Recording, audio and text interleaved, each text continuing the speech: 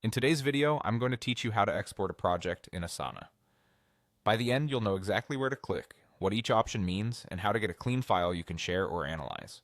First, open your browser and head to the Asana login page. On the sign-in screen, choose Continue with Google. If you use another login method, that works too, but I'll show Google for speed. When Google prompts you, pick the account you use for Asana. If your organization uses single sign-on or multi-factor authentication, complete those prompts as usual. Once you're in, land on your Asana home or navigate to your workspace, then open the project you want to export. Make sure you have the right project selected. Exporting pulls data only from the project you're currently viewing. If you can't see the export option later, you may need the right permissions, so check with your admin.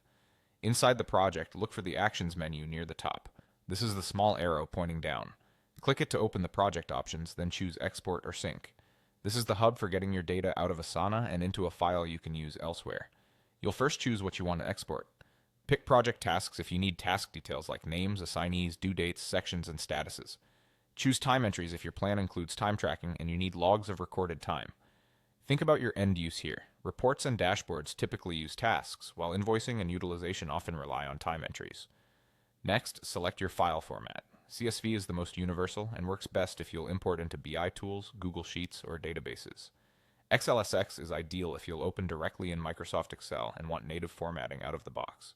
If you're unsure, CSV is a safe starting point because it's widely compatible. You'll also be asked which custom fields to include.